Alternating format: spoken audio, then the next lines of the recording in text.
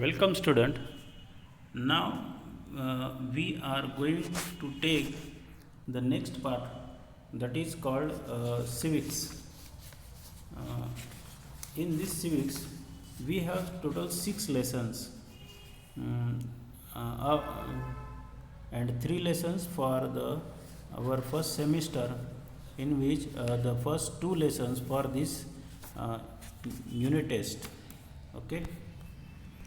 So this civics start in these books that at page number 70 and 71. Sorry, 68. The first lesson start on 16:8.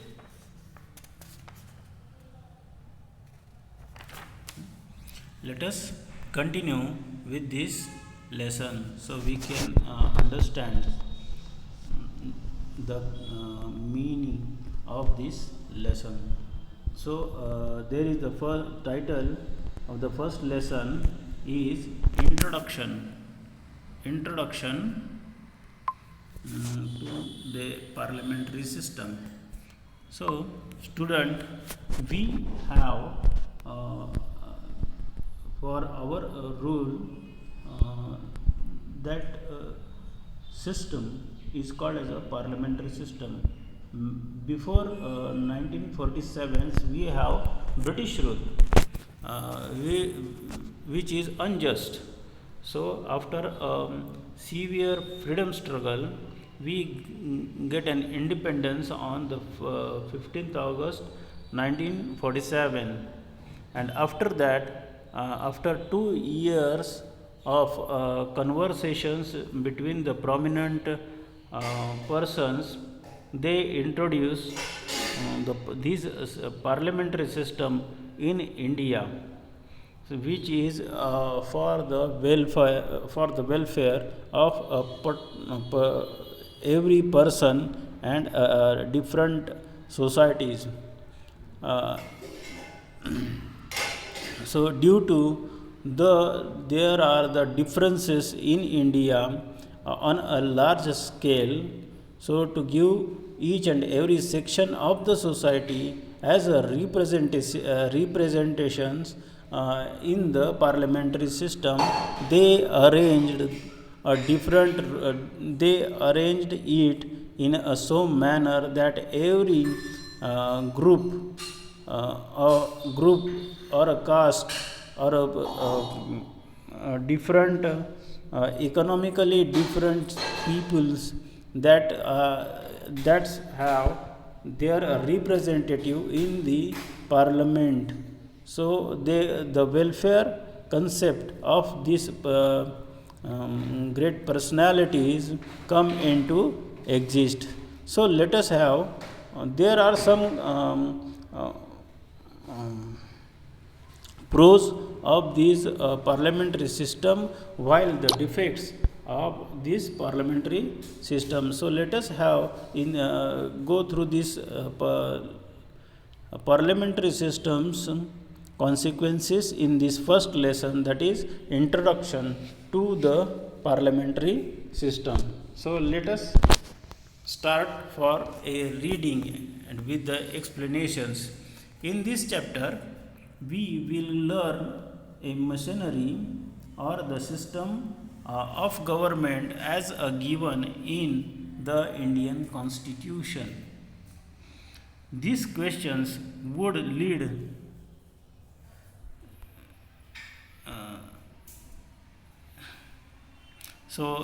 next is the square, that is have some questions, that is, have you thought of this? What is a parliamentary system of government? In India, we have prime minister, but why there is no prime minister in United States of America? What is the difference between the parliamentary and presidential system of government? So here are different types of the government which in the different countries. In India it is parliamentary, while the presidential systems in the USA? These questions would lead us to conclude or to get the meaning. Conclude that every country has a different form of government. Before we go ahead to understand different types of the government system, let us get the information about the main branches of government. Okay, the part of the government. So there are different branches of this parliamentary system, which gives an understanding about this system. The first is the function of legislature is to make law. The executive implement of the law, and the judiciary provides the justice. Okay, here are three systems. That the function of the legislature is to make a law, the executive implements the law, and the judiciary provides the justice. So here are three branches, main branches: legislature, executives, and judiciary. Legislature makes the law, executive function implements the law, and judiciary provides the justice. The function. So students, write down the parliamentary system mainly consists three bodies. Parliamentary system mainly consists three bodies. First, legislature. Write down first legislature. Write down the function of legislature, that is to make a law. Legislature, make an arrow and write down to make a law. Okay, the first branch of the government. Write down second. Below that, write down second. The executive. Okay. Write down, give an arrow in front of it, and write down to implement the law. And next, in the third line, write down judiciary system, JUDICIARY,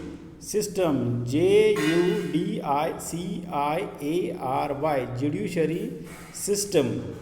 Arrow, make an arrow, and write down the function of this judiciary system, that to provide justice. Okay, so in parliamentary system we have three main bodies, that is legislature to make the laws, executive to implement the laws, and the judiciary to provide the justice. The functions of these organs, their jurisdictions and limitations on their power and the interrelationships between these organs are decided by the constitutions. So these three bodies are controlled by the constitution. Okay, because these constitutions give them a jurisdiction and limitations of their power through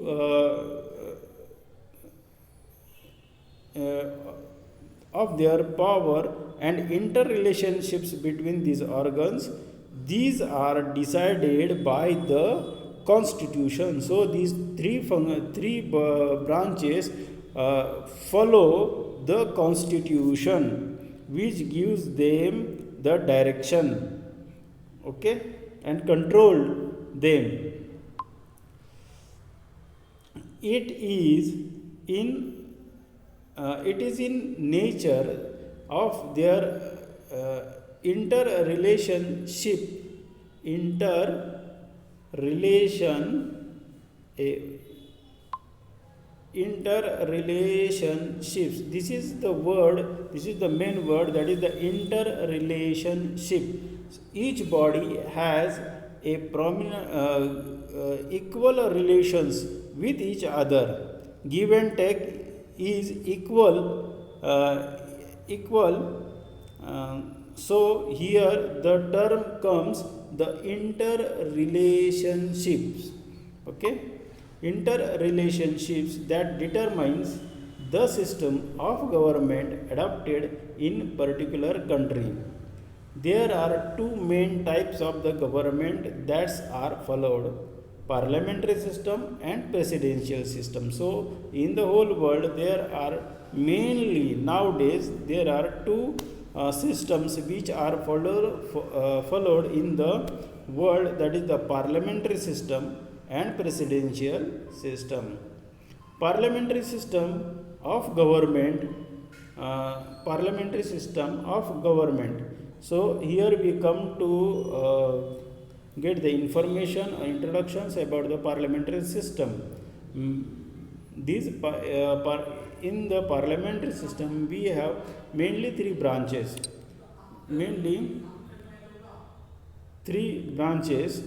that is making legislature, executive and judiciary.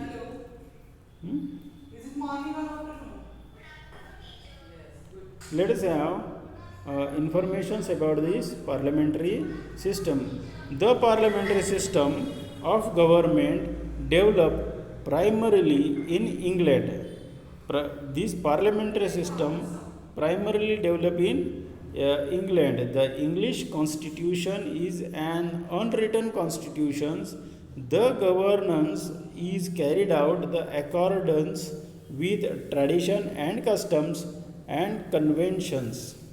Conventions means the agreements, okay. The British Parliament is an institution that has evolved over a period of time. The parliamentary system of government having roots in a parliament is considered as the contribution of England. So the system parliament is given by the England.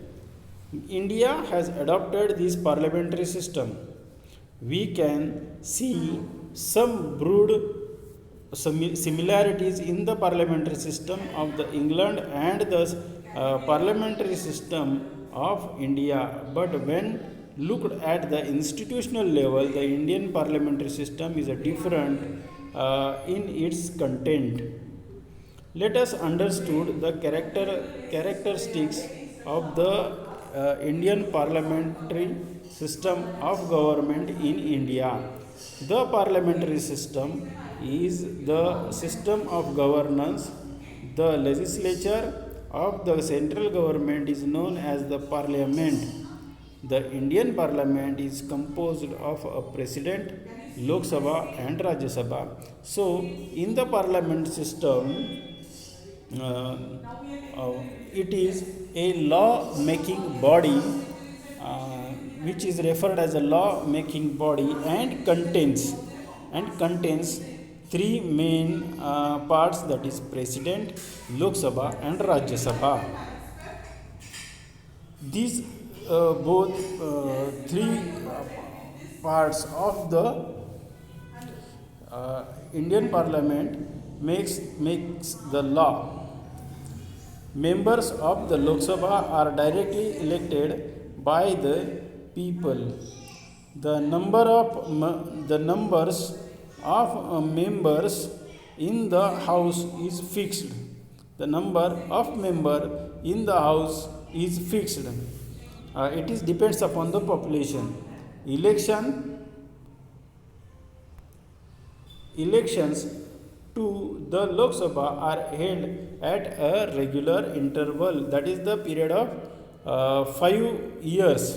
All political parties contest these elections.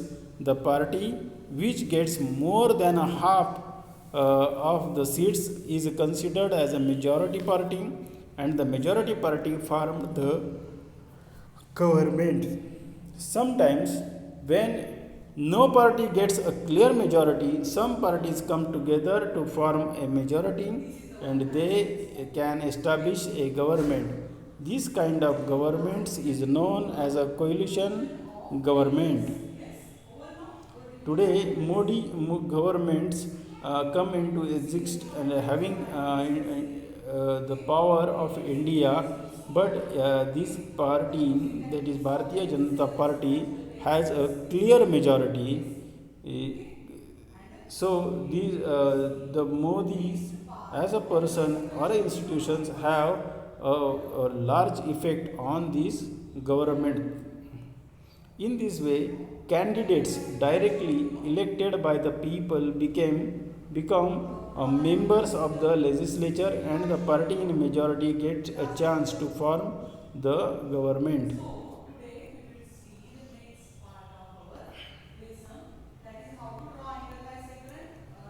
The leader of the majority party. So the party comes in a majority. The leader of that party becomes the prime minister.